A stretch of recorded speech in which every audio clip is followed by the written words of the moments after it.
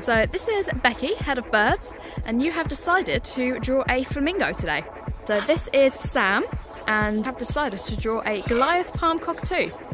This is Felicity, and you have decided to draw Cutie, our emu. So your 2 minutes start now.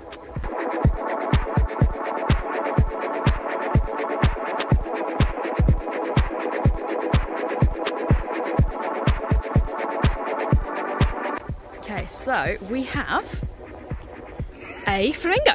With a very small beak. 2 minutes is tough, man. It does look like a toucan. That is great. At least it's got the frill. It does have the frill. Alright, that's it. That is a good emu. Yeah, I can see that. Nice. Thank you very much.